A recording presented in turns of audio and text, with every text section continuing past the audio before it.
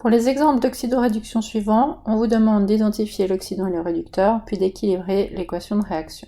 La première équation implique du fer, de l'oxygène et du carbone, donc 3 éléments. La première réaction à avoir face à ce type d'équation, c'est de trouver les nombres d'oxydation de chacun de ces éléments. Pour rappel, à moins qu'il ne soit lié à lui-même ou au fluor, l'oxygène est toujours -2. Le fer ici est encore pur simple, et il ne nous reste plus que des problèmes d'une équation à une inconnue. Dans le cas du CO2, nous avons 2 oxygènes -2, donc pour compenser cette charge, le carbone en face doit être +4. Dans le cas du monoxyde de carbone, le CO, il n'y a qu'un seul oxygène -2, donc en face, le carbone doit être +2. Et enfin, dans le cas de l'oxyde de fer, nous avons 3 oxygènes -2, cela signifie qu'on a un total de -6, partagé sur 2 atomes de fer. Chacun des fers doit donc être +3. On a ici affaire à de l'oxyde de fer 3. Il est donc maintenant facile de mettre en évidence quel élément change de nombre d'oxydation. On a du fer +3 qui devient 0, et puis on a aussi de l'oxygène, du carbone +2 qui devient +4. Un fer +3 qui devient un fer 0, c'est un fer qui a gagné 3 électrons.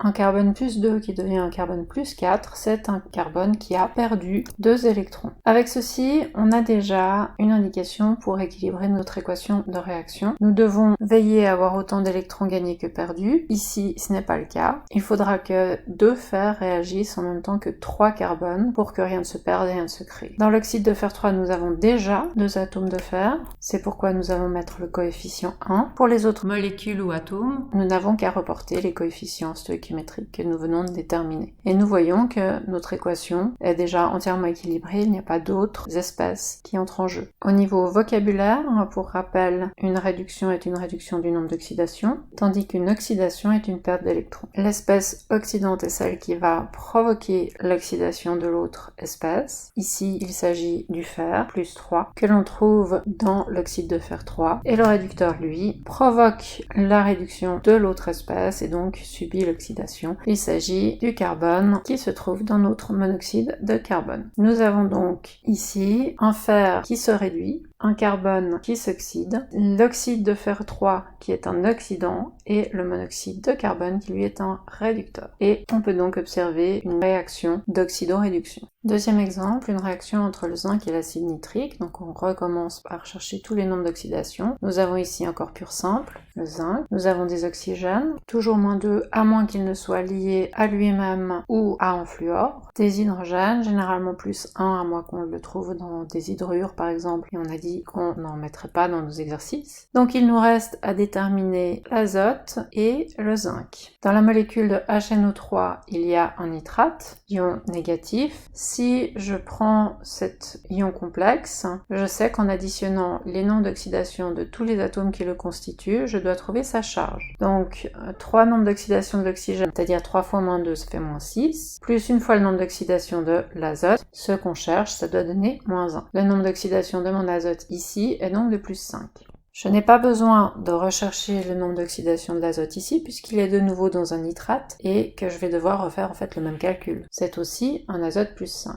Concernant le zinc, comme ce composé contient 2 ions nitrates qui sont en moins, mon zinc doit forcément neutraliser cette charge, et j'aurai ici une charge de +2. Reste le nitrate d'ammonium, cas un petit peu particulier parce qu'on voit qu'il y a du nitrate justement. Donc dans le nitrate, on a vu que l'azote était +5, mais dans l'ammonium, NH4+, en additionnant mon azote plus 4 fois le nombre d'oxydation de l'hydrogène, c'est-à-dire 4 fois +1, je dois trouver la charge, c'est-à-dire +1. Qu'est-ce qui +4 donne +1? Notre azote sera devenu -3. Ici, il faut observer que je n'avais que de l'azote +5 au départ, j'ai de l'azote -3 qui a été créé, mais d'autres azotes sont toujours dans des nitrates et sont donc restés inchangés. Cela aura un impact au moment où nous équilibrerons l'équation, mais pour l'instant, on va se concentrer uniquement sur ceux qui se transforment. Mon azote +5 qui devient de l'azote -3, cela signifie qu'il a trouvé 8 électrons. En face, mon zinc 0 qui devient du zinc +2 n'a perdu que 2 électrons. Chaque fois qu'un azote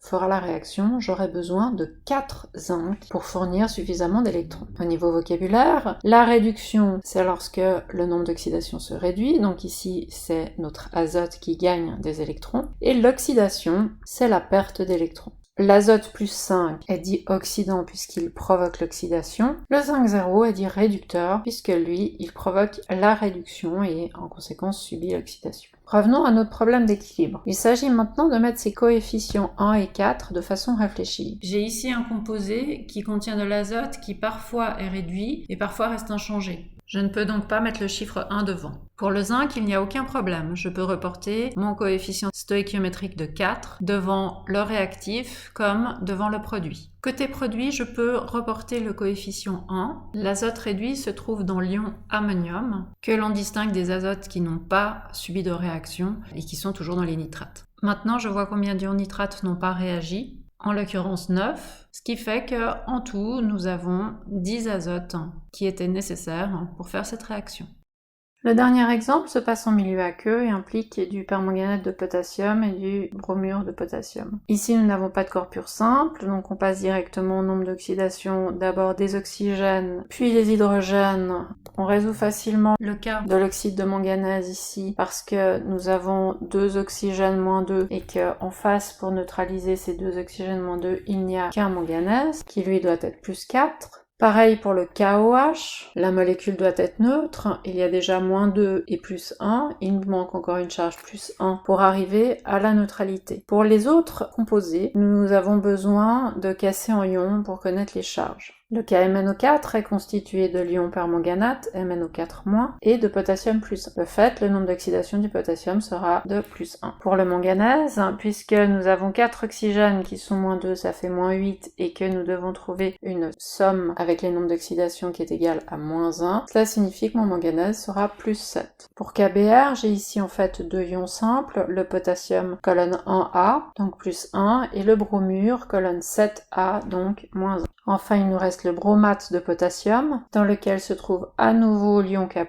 et pour lequel la charge de l'ion potassium est donc évidente. Et puis, ce bromate, alors soit on va réfléchir sous toute la molécule, et en additionnant 3 fois moins 2, plus encore le potassium, et notre brome, je dois trouver 0, ou alors je réfléchis sur l'ion bromate, en additionnant 3 fois moins 2, plus le nombre d'oxydation de mon brome, je dois trouver moins 1. Dans les deux cas, je vais trouver un nombre d'oxydation pour le brome qui est de plus 5. Je pars maintenant à la recherche des éléments dont le nombre d'oxydation a changé. Le manganèse est passé de plus 7 à plus 4, ce qui signifie qu'il a obtenu 3 électrons, pendant que le brome, lui, passait de moins 1 à plus 5, ce qui signifie qu'il a perdu 6 électrons. On en déduit que pour respecter le nombre d'électrons perdus et gagnés, chaque fois qu'un brome s'oxyde, 2 manganèses vont eux se réduire. Je reporte ces coefficients stoïchiométriques dans mon équation de réaction. Je me rappelle qu'ils sont liés. Je vois qu'à gauche, j'ai déjà entièrement équilibré mon nombre de potassium. J'en ai 3 au total. Ici, pour l'instant, placé un seul. Cela signifie que je dois prendre 2 KOH. À droite, j'ai maintenant équilibré tous les hydrogènes. Il y en a 2. C'est pourquoi il devait y avoir au départ une molécule d'H2O. Je peux vérifier maintenant mon compte avec les oxygènes présents. J'en avais 2 x 4, 8 dans la première molécule, un seul dans la molécule d'eau, 2 x 2, 4 pour l'oxyde de manganèse, 4, 1 x 3, 3 pour le bromate, 2 x 1 pour l'hydroxyde. J'ai bien 9 hydrogènes de chaque côté de mon équation. Côté vocabulaire, comme le nombre d'oxydation du manganèse diminue, on dit qu'il se réduit, c'est que le manganèse subit la réduction, pendant que le brome se fait oxyder, il subit l'oxydation, il se fait prendre des électrons. Nous avons un manganèse 7+, qui est l'espèce oxydante, présent dans le KMnO4, et un bromure qui est l'espèce réductrice.